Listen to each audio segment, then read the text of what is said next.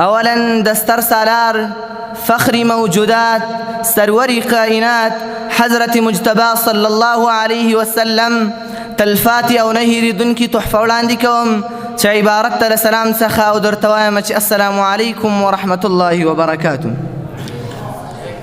ثانیا د مشفقو استادانو او د ټولو مشرانو کشرانو طلباء کرامو په اجازه غواړم چې یو څو لنډې او مختصرې خبرې وکړم. دا چې معافي یو لوی او عظیم صفت دی، دا چې د معافي په اړه باندې په قرآن عظیم شان کې ډیر آیاتونه راغلي او دا چې د معافي په اړه باندې په احادیثو مبارکو کې زیات احادیث راغلي. همدارنګه نبی علیه الصلاة والسلام هم خپل امت ته دا بهترینه نمونه پیش کړې ده. نو په همدې اساس زه غواړم چې یو څو لنډې او مختصرې خبرې د عفوې په باره کې وکړم. اول دا چې نو د ما موضوع به انشاءالله الرحمن په درې خبرو باندې مشتمله وي. اول د عفوې تعریف، دوم د عفوې په باره کې د قرآن عظیم شان آیاتونه او د نبی علیه الصلاة والسلام احادیث، او دریم واقعه. راځم اولی خبرې ته. حضرت مولانا ابو شمس په خپل کتاب اصلاحي مدلل تقریرو کې د عفوې تعریف داسې کړی او وایي ترک الشیء، پرېښودل د یو شي ته وایي، او په اصطلاح کې پرېښودل یو څوک یو چا ته خپله بدله ورکول او په ګناه باندې عذاب نه ورته کول. راځم دومې خبرې ته.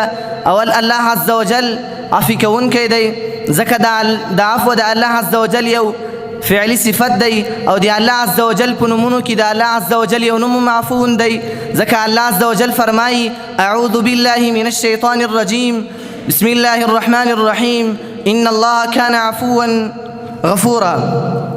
خو اگر که انسان د الله عز وجل نافرمانی کوي، انسان د الله عز وجل په نعمتونو باندې شکر نه کاږي، انسان د الله عز وجل احسانات نه مني، خو بیا هم الله عز وجل هغه ته پرې زر عذاب نه ورکوي.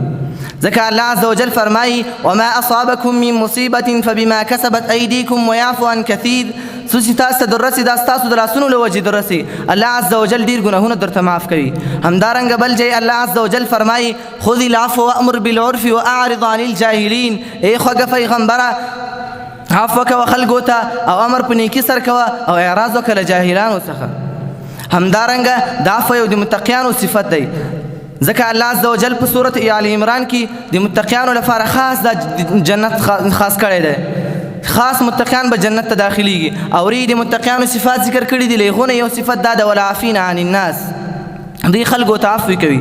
همدارنګه د عفو په اړه باندې الله عز وجل نور خلکو ته مغفرت کوي، ځکه الله عز وجل فرمایي وليعفوا وليصفحوا الا تحبون يغفر الله لكم. وليعفوا هر هغه خلک چې عفو کوي، وليصفحوا او بردباري کوي، الا تحبون يغفر الله لكم، یا تاسو نه خوښي چې الله عز وجل تاسو ته مغفرت وکړي.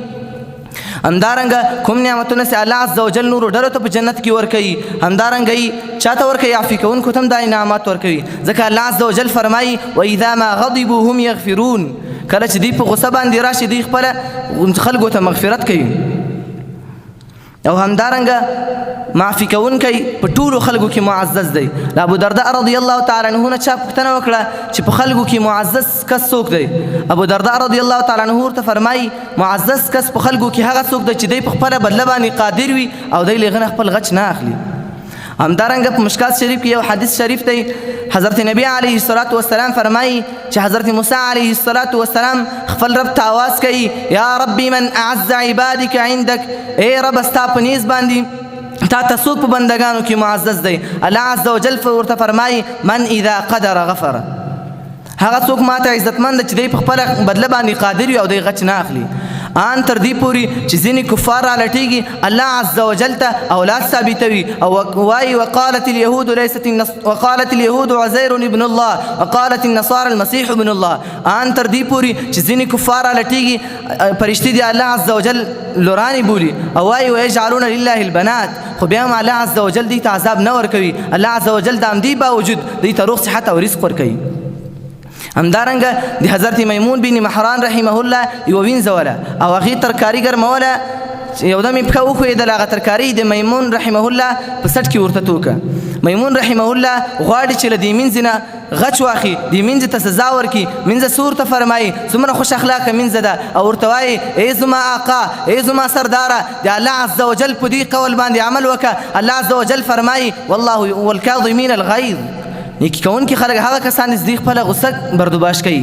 هغه ورته فرمایي که ډېره که ما خپله غصه وزغمله. هغه ورته فرمایي ای زما سرداره ای زما آقا د الله عز وجل په دې قول باندې عمل وکړه. الله عز وجل څه فرمایي والعافین عن الناس، نیکي کوونکي خلک هغه د دې خلکو ته عفو کوي. هغه ورته فرمایي ډېره ښه څومره ښه خبره ما تا ته عفو هم وکړه. هغه ورته فرمایي ای زما آقا ای زما سرداره د الله عز وجل په دې قول باندې عمل وکړه. او ورته فرمایي والله يحب المحسنین، الله عز وجل نیکي کوونکي خلک خوښوي. هغه ورته فرمایي ښه ما ته ازاده کړي، دومره نیکي کوي دومره احسان ورسره کوي. سبحان الله زموږ اکابرین څومره د الله عز وجل امر ته فرماندار وو، تر ځان تر مال تر اولاد تر هر څه تېرېدل. نو موږ ته هم باید پکار ده چې د خپلو اکابرینو تګلاره خوښه کړو او د خپلو اکابرینو په تګلاره باندې لاړ شو، نو الله عز وجل به انشاءالله الرحمن موږ ته علم نافع را په نصیب کوي. نور کلمانه کومه غلطي شوي او الله جل جلاله ثانيا له تاسو ټولو نه معافي غواړم. اقول قولي هذا استغفر الله لي ولكم ولسائر المسلمين.